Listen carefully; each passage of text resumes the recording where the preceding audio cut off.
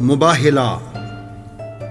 ایک دن نجران شہر کے مسیحی بزرگ مسجد میں آئے تاکہ رسول اکرم صلی اللہ علیہ وآلہ وسلم سے ملاقات کریں۔ جب ان مسیحیوں کے نماز کا وقت آیا تو ہمیشہ کی عادت کے مطابق انہوں نے گھنٹہ بجایا اور نماز کے لیے کھڑے ہو گئے۔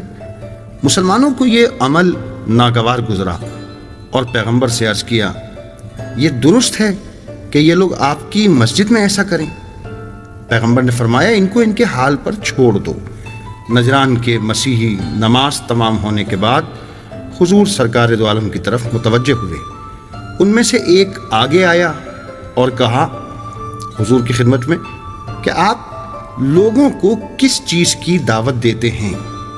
پیغمبر صلی اللہ علیہ وآلہ وسلم نے فرمایا، لا الہ الا اللہ کی شہادت، اور یہ کہ میں رسول خدا ہوں اور عیسیٰ پیغمبر اور خدا کے مخلوق بندوں میں سے ایک بندے ہیں جو دوسروں کی مانند کھاتے اور پیتے ہیں۔ عیسائیوں نے سوال کیا، اگر عیسیٰ خدا کے بندے ہیں تو ان کا باپ کون ہے؟ پیغمبر نے پوچھا، کیا حضرت آدم خدا کے بندے تھے یا نہیں؟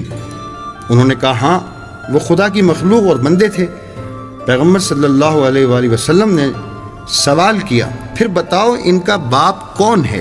اس مقام پر مسیحی بزرگ جواب دینے سے عاجز ہو گئے۔ اس کے بعد یہ آیت نازل ہوئی۔ آیت: اعوذ باللہ من الشیطان الرجیم، بسم اللہ الرحمن الرحیم۔ ان مثل عیسی عند اللہ کمثل آدم خلقہ من تراب۔ بے شک اللہ کے نزدیک عیسیٰ کی مثال آدم کی سی مثال ہے۔ اس کو مٹی سے پیدا کیا تھا، پھر اس سے فرمایا ہو اور وہ ہو گیا۔ ان تمام روشن دلیلوں کے باوجود نجران کے عیسائی حق کو قبول کرنے کے لیے تیار نہ ہوئے۔ بالآخر ایک دوسری آیت نازل ہوئی۔ اعوذ باللہ من الشیطان الرجیم، بسم اللہ الرحمن الرحیم۔ فمن حاجك فيه من بعد ما جاءك من العلم فقل تعالوا ندع أبناءنا وأبناءكم ونساءنا ونساءكم وأنفسنا وأنفسكم ثم نبتهل فنجعل لعنة الله على الكاذبين۔ پھر جو شخص تم سے عیسیٰ کے بارے میں حجت کرے بعد اس کے کہ تمہارے پاس علم آ چکا ہے، تو کہہ دو کہ آؤ ہم اپنے بیٹوں کو بلائیں اور تم اپنے بیٹوں کو بلاؤ، اور ہم اپنی عورتوں کو بلائیں اور تم اپنی عورتوں کو، اور ہم اپنے نفسوں کو بلائیں اور تم اپنے نفسوں کو بلاؤ، پھر ہم خدا کی طرف رجوع کریں اور جھوٹوں پر خدا کی لعنت قرار دیں۔ رسول اکرم صلی اللہ علیہ وآلہ وسلم نے ان کی طرف رخ کر کے فرمایا، آؤ ہم مباہلہ کر کے ایک دوسرے پر لعنت بھیجیں، اگر میں حق پر ہوں تو لعنت اور عذاب الہی تم پر نازل ہوگا، اور اگر تم لوگ حق پر ہو تو یہ عذاب مجھ پر نازل ہو۔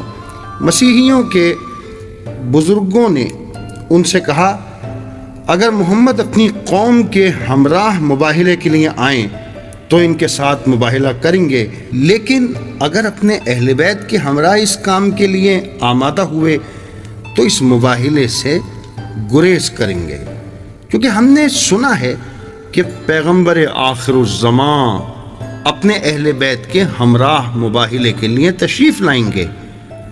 اگلی صبح نمودار ہوئی۔ پیغمبر اکرم صلی اللہ علیہ وآلہ وسلم ایک مرد، ایک عورت اور 2 بچوں کے ہمراہ ثابت قدمی سے مباہلے کے مقام کی طرف تشریف لا رہے تھے۔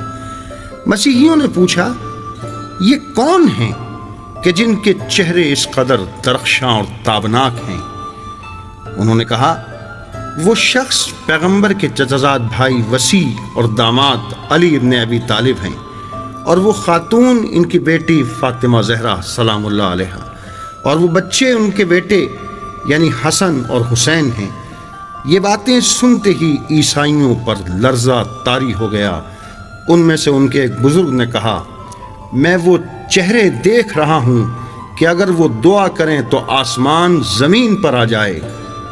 اس طرح سے نجران کے مسیحیوں نے حضور صلی اللہ سے چاہا کہ ان کو مباہلے سے معاف رکھیں، اور جزیہ دینے پر راضی ہو گئے، جزیہ وہ پیسے ہیں جو ہر سال کفار ادا کرتے ہیں تاکہ ان کی جان و مال محفوظ رہے۔